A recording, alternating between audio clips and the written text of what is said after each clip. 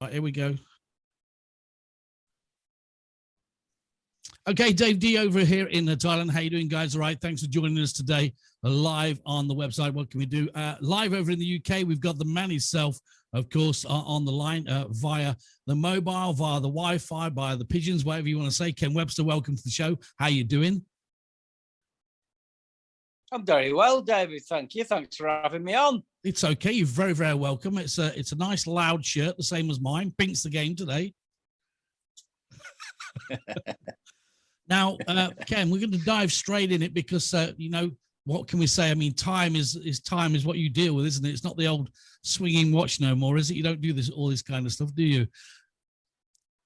No, that's all nonsense. Swinging watches and goatee beards and gold medallions and all that bollocks from years ago. That's how I got into it, David. Yeah, that's how I got into it. I looked at these old hypnotists thinking, nah, you know, you can do something different here rather than you look into my eyes and all that nonsense. So that's basically how I got into it, looking at old men and, well, not looking at old men. That sounds a bit wrong, doesn't it? Yeah, take your time. Looking at how the older generation were presenting stage hypnosis, and it was too much. It was very textbook.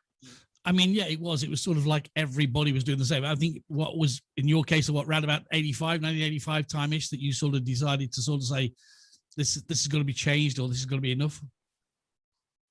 Well, yeah, I mean, basically, I got into hypnosis 1983. So over 40 years, nearly 40 years ago. Wow. And I loved stage hypnosis. You know, I used to see Robert Halpin.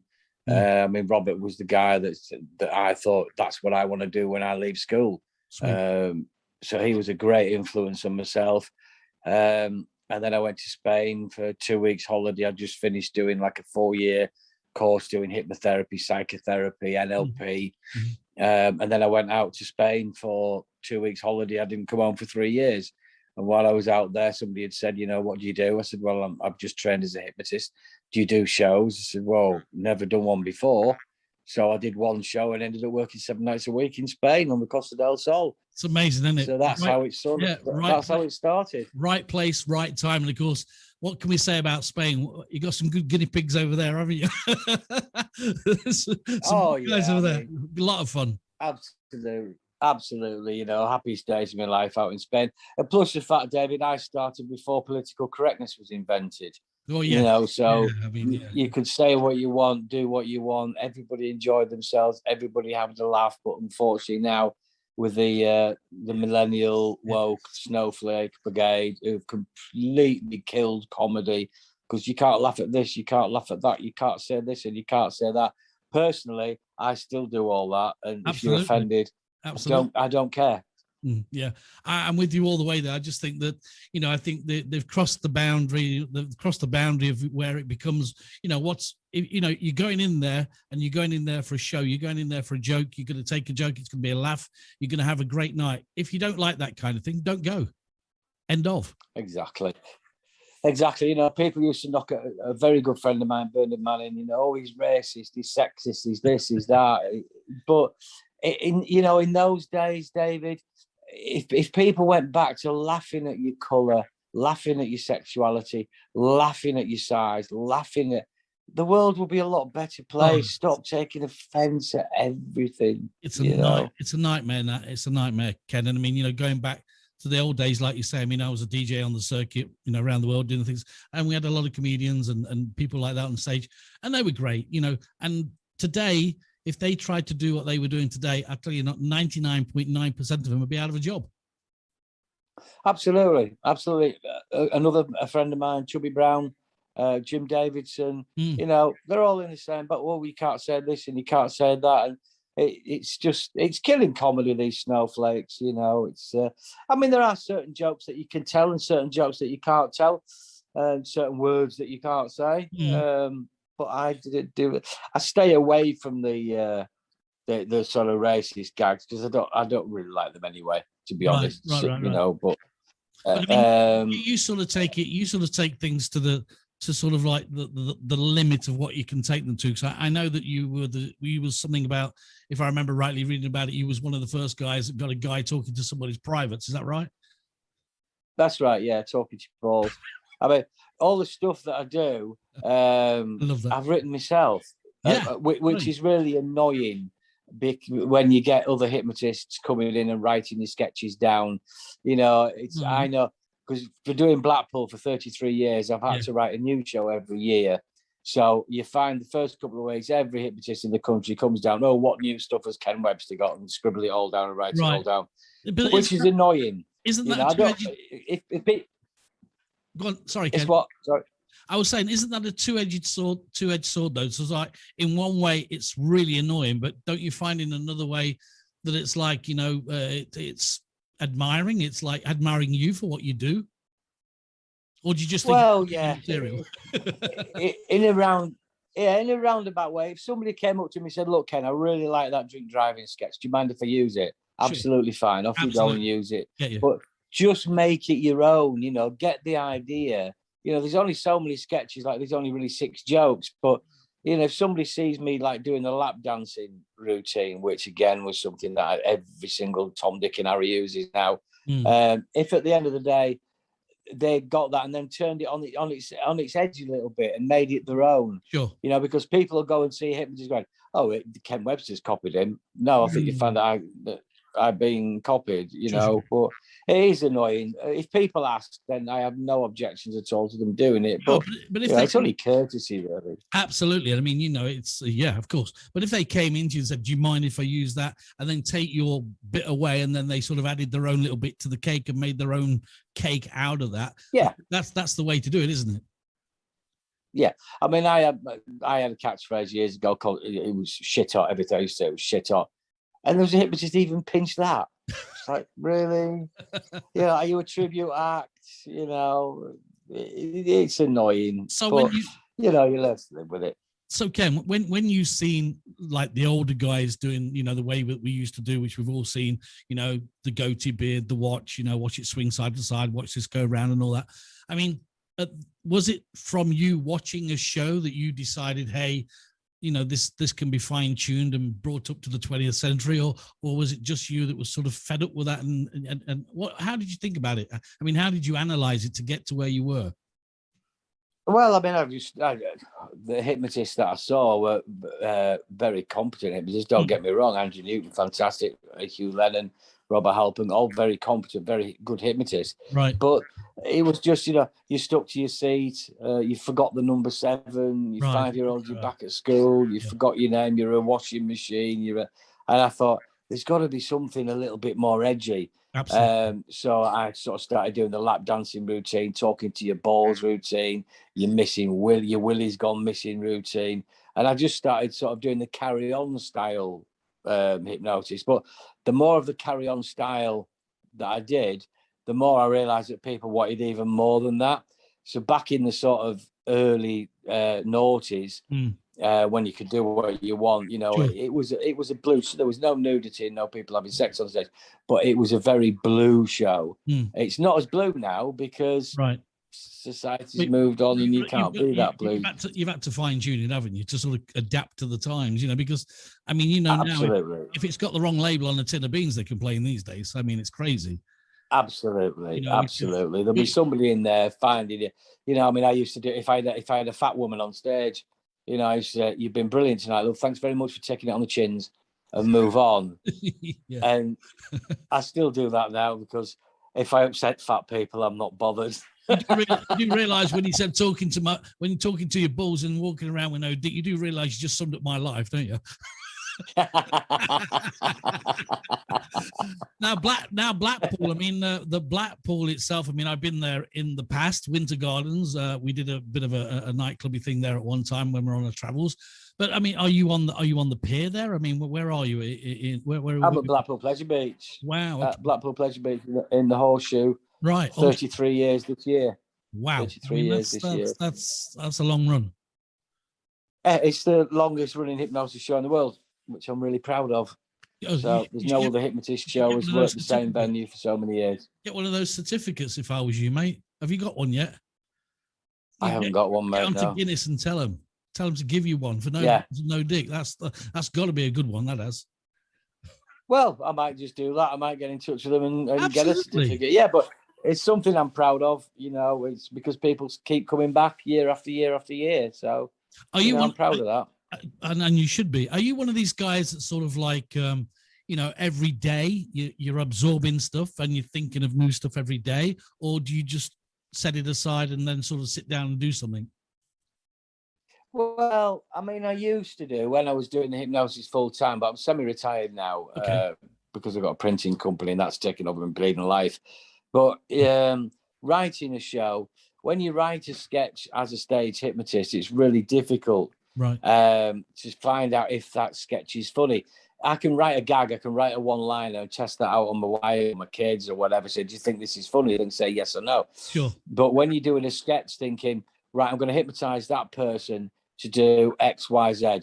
I don't know if that's going to be funny until on the night, how people react. Because being a stage hypnotist is a bit like being a lion tamer, just a little bit safer. Sure. You don't know what's going to happen on the night. And a lot of my stuff now, I mean, I used to analyze the papers. I used to sort of analyze people's behavior, the way people used to behave in certain scenarios. And that's how you got how I made the sketches funny. Right. Everybody finds it funny when they've got the mates up on stage who's straight and I hypnotize him into being a bit gay. Everybody finds that funny. And so I do a lot of sketches along straight guys pretending to be gay. That is the gay people are wonderful. I've never had a complaint of any gay people at all, you know. No, they're a good crowd. I mean, I used to do a long. Oh, they're brilliant. Brilliant crowd. The LGBTQ crowd. Absolutely brilliant. Used to be one of my best nights as a DJ abroad down in Switzerland. I used to do one night, Thursday night, and it was just a gay night. And I tell you what, it was the best night I'd ever done. You know, it was like, nothing less than 120, well, nothing less than 130 beats per minute. Or that's it. Or they come and start knocking on your door saying, turn it up. Knocking on your back door. Knocking on your back door, mate. Absolutely. The milkman's here. Hey, there's one thing I do like about you, and that's the picture at the back here of Laura and Hardy, because they are my idols. I can see that you've got Laura and Hardy in my idols. And I'll tell you why, because I do own one of their bowlers, and I have got their autographs and a letter. You work that one out. Wanker. Oh, okay, fair enough. I didn't know you know my middle name. I've got. I don't know whether you can see. Hang on. I might go off camera for a second. All right, go off camera. It's okay. It's fine. Oh, like it. Oh, yeah, that's cool. I like that. Yeah, I like it. Yeah, I'm a big. Ollie. Yeah, Ollie. Yeah, I'm a big fan. And of course, Laurel. He used to answer everybody. I don't know if you know, but he used to answer every single one of his fans on the typewriter. He did. Yeah, brilliant. I've got on that leg. Yep. I've got Stan. Yeah. Stan was sorry. Stan was. How did you get Stan's bowler? I'll tell you how it was. It's a bit of a quick story. Is that I made a bar in Thailand. It was on the theme of Laura and Hardy, basically. And it was it's got Gable in there. It's got Laura and Hardy. It's got all the greats. It's got some of the Carry On guys, all done in black and white, all black and white cinema stuff. Yeah. And basically, one night there was a guy in there, and he went, "I'm from the Laura and Hardy Museum. I think this is absolutely brilliant." Put me in contact with a guy in America. I ended up getting a bowler and some signatures and some letters. I was over the moon, mate. Fantastic. Absolutely over the moon. If you ever wanted to sell any of those, I spent thousands. I spent thousands. I'm friends with his granddaughter, Cassidy Cook on Facebook. Wow. I'm friends with his daughter on that. I've met his niece back in the UK. That's as close as I've got to Stan. What did you think to the Stan and Ollie film? That's what I was just going to ask you, because you're going to be surprised at this. I haven't seen it yet. It is the most wonderful, wonderful work of art. It is absolutely. I've seen it 8-9 times. It is just a beautiful film. Good. I'm glad they did it justice. I haven't seen it. I've only seen the trailers on it, and it's very hard sometimes with what I do, but I haven't seen it yet. But I will do. and I will get down to it. Oh, it's fantastic. I mean, so good. I like it because, I mean, I don't know how you are, but, that era to me, the black and white era, the silent movies and people like Chaplin and all those Buster Keatons, all those kind of people, I just find them so, they're mesmerizing, in the word of the hypnotist. It's just, they're so mesmerizing. Yeah, I mean, I'm a big Lugosi, Karloff, Lon Chaney fan. I'm a big Universal horror film, 1930s horror film fan. Love all that stuff. The atmosphere, when you could watch a film with no special effects whatsoever. The castles were built, the scenery was built, no special effects, wonderful films. And you've got to be in the right place when the house falls on you, of course. Absolutely. Make sure the window's open. I'm a big Carry On fan. Oh, Carry On. I'm a big Carry On film fan. Consequently, that's why my printing company's called Carry On Printing. I've seen that. I'm a huge Carry On fan. I love Carry On. I mean, Carry On was brilliant. Of course, if you think about it, and I'm probably preaching to the choir here, but as you know, Carry On films and Norman Wisdom, of course, together kept the Paramount Studios going for at least 20 years. Just those two people. Absolutely. Brilliant. Absolutely. I remember they used, if you tell me if I'm wrong, but the house with the two columns, the white columns, was used in a lot of Carry On films and Norman Wisdom's films, because that was the entrance to the studios, wasn't it? And they used it as a hospital, and they used it as many things in the Wisdom films and the Carry On films. Yeah. So it's pretty cool. Yeah, Finishing Hospital. I loved all the old Carry On films. Loved it. And Norman Wisdom. So I had the pleasure to meet Norman Wisdom. Oh, don't say that. What a lovely man. I'm going to switch you off now. You've said that was one thing I wanted to do. I was doing the Royalty Theatre in Great Yarmouth. Great. And he was doing the Marina Theatre in Lowestoft, and I was doing the Thursday night, and Norman was doing the Friday. And I knew the manager at the Marina Theatre, so I rang him up. I said, look, I need to meet Norman Wisdom. I said, number one, he's met Stan Laurel. And number two, I'm a big Norman Wisdom fan. He said, yeah, no problem, Ken. So I went down to the Marina Theatre in Lowestoft about half an hour before he was on stage. Come in, young man, come in. And we talked about Laurel and Hardy, about comedy. He asked me about me and what I did. And his dresser came in and said, Norman, you're on stage in 5 minutes. And he said, I will go on that stage when I finish talking to this young man. Absolutely. So he was so nice. I seen him so nice. Where I lived in, I don't know if you know, I lived in Loughborough, Ken, in Leicestershire, yeah. And there's the town halls there, yeah. And I remember him being he was being around there somewhere and doing some stuff. But he was showing people how many instruments he was playing and different things. Fantastic, all the drums and all the instruments. Absolutely brilliant. But I missed the opportunity to see him there, which I sort of like, it was a bit sad.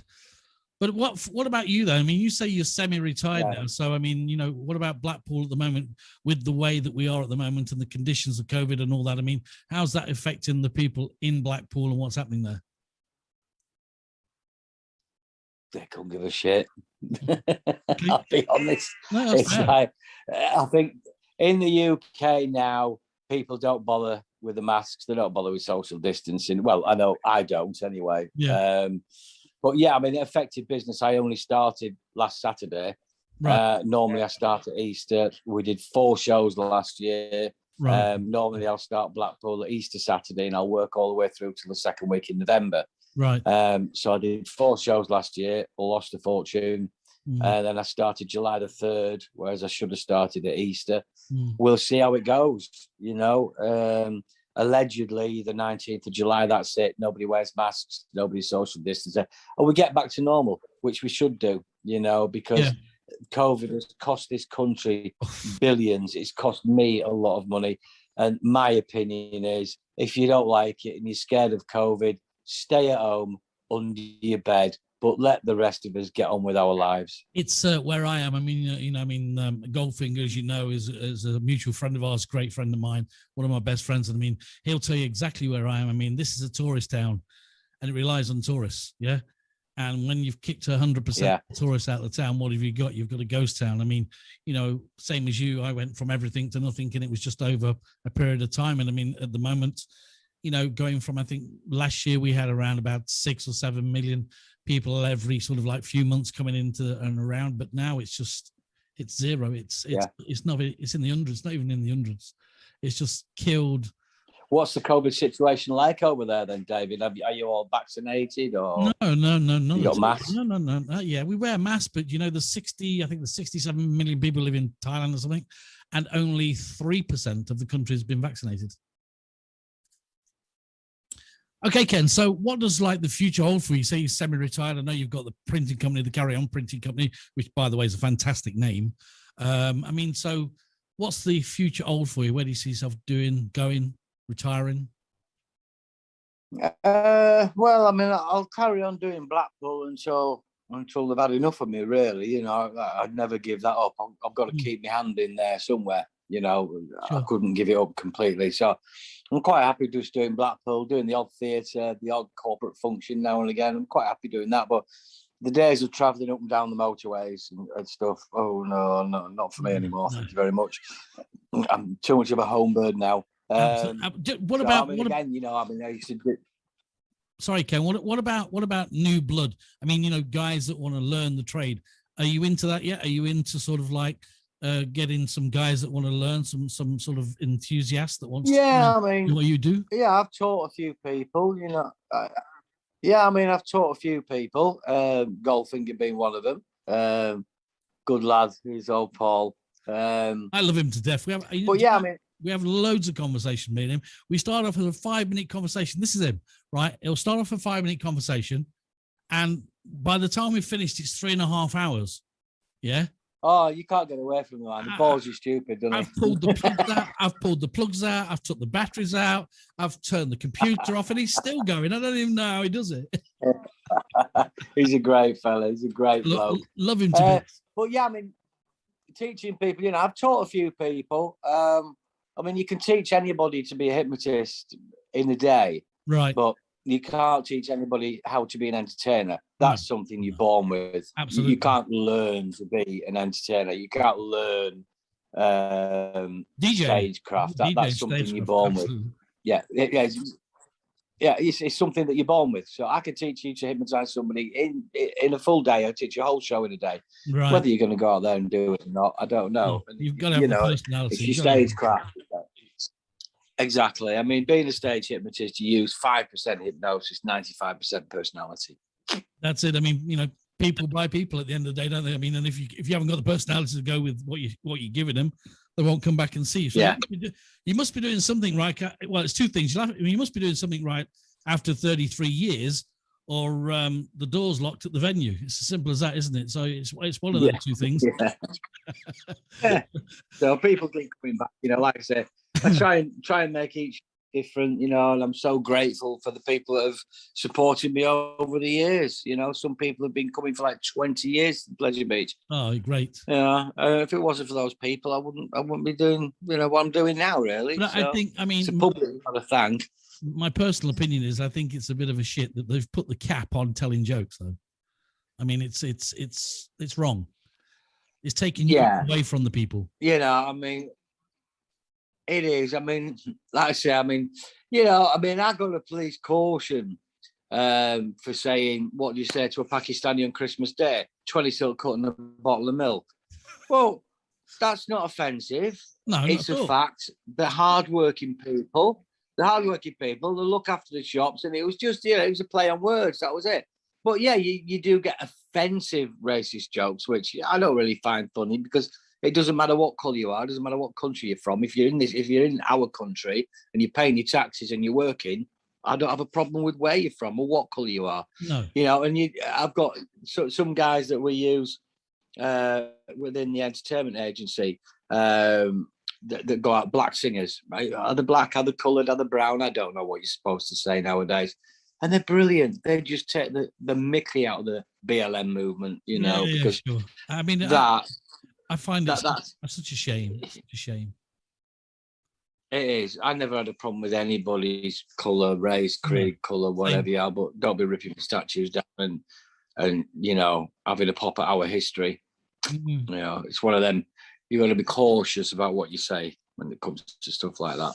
Well, hopefully they'll start to get some sense out of it someday. Because I mean, we're not going to go into that sort of that area of what's wrong and right. But I definitely think everybody's got an opinion. I think it's gone the wrong way, but that's our opinion.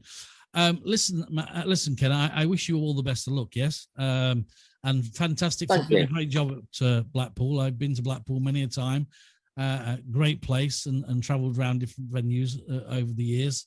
But to be there in one venue for 33 years, you definitely should get one of them pieces of paper, and you definitely should get it stuck in the Guinness and say, "This is me." Why not? Why not get yourself in there? Yeah, I would, even if you have to drop him inquiries.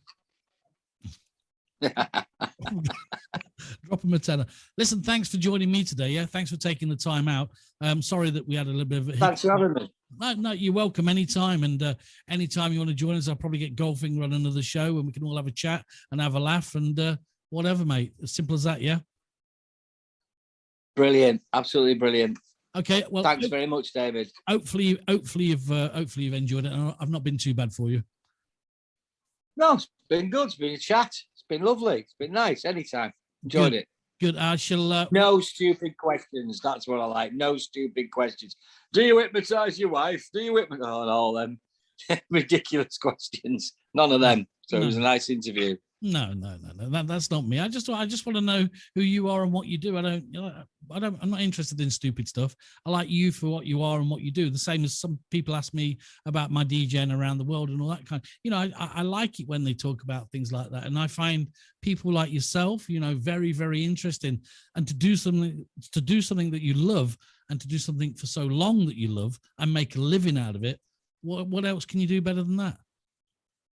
Well, I've never worked all my life.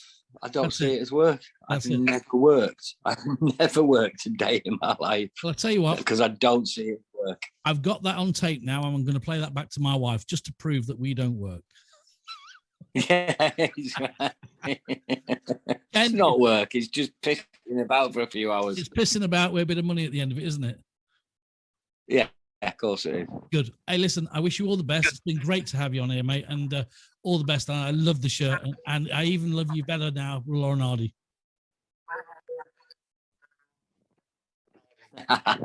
Thanks very much, David. And get Stan and Ollie watched. Yeah, I will do. Take care, mate. Nice one. Bye-bye. Cheers. Bye-bye, mate. Bye-bye. Bye-bye.